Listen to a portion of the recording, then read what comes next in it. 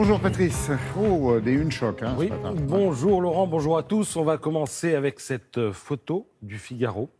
On pourrait croire à une aimable sauterie commémorative, symbole d'une forme d'œcuménisme présidentiel.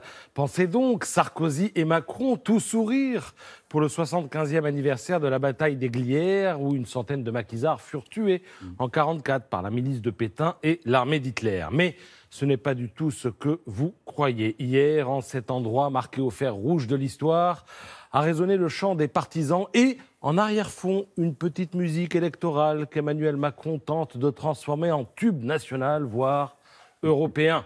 Le hasard n'existe pas et si le président de la République était hier sur le si symbolique plateau des Glières, eh bien, c'était pour lancer la campagne des européennes. Il y a là de quoi déplaire à l'humanité qui estime que dans cette affaire, eh bien, la résistance sert d'alibi. Et puis, il y a de quoi aussi poser les contours de cette campagne dont le président de la République rêve qu'elle se résume à une bataille entre progressistes et nationalistes, entre la République en marche et le Rassemblement national de Marine Le Pen. Alors, 1938-2018, même combat, oui, mais non. Vous lirez dans La Croix que plus d'un jeune sur deux est attiré par les forces extrémistes, mais que le contexte d'aujourd'hui est radicalement différent de celui de l'entre-deux-guerres.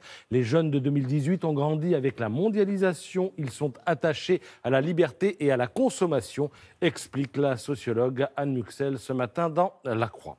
Mais j'en reviens à ma photo, vous la rappelez, hein, il y avait Macron, président depuis 2017, et Sarkozy, président de 2007 à 2012. Il y avait donc un absent, celui qui incarne la période charnière, 2012-2017. On croyait l'avoir perdu, eh bien pas du tout, on l'a retrouvé. Il est dans le Parisien ce matin.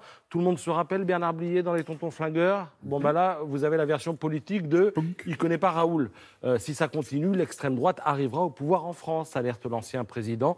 Manière de dire qu'Emmanuel Macron joue avec le feu électoral. Après, tout y passe. Hein. Taxe carbone, gilets jaunes, injustice fiscale, c'est ce qu'on appelle sortir la sulfateuse et c'est totalement assumé. Je pourrais considérer que j'ai accompli mon destin et me tenir en retrait, mais je ne le veux pas, dit Hollande, avec autant de sobriété que de fermeté.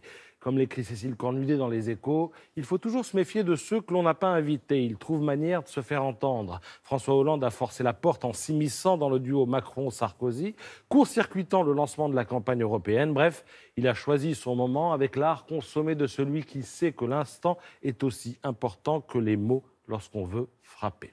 Alors au passage, François Hollande s'est aussi payé le PS.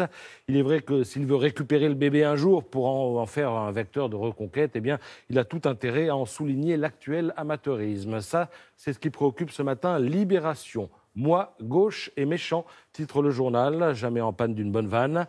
Il y a 2 ans, on aurait pu les appeler Yannick Glucksmann, Raphaël Hamon et Benoît Jadot. Aujourd'hui, non seulement Yannick Jadot, Raphaël Glucksmann et Benoît Hamon n'ont pas réussi à s'entendre pour constituer une liste commune, mais en plus, ils insultent l'avenir à force d'anathèmes.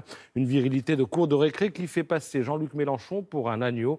Verdict de l'éditorialiste de Libération, Paul Quignot. La gauche n'est pas seulement bête, en ce moment, elle est aussi méchante.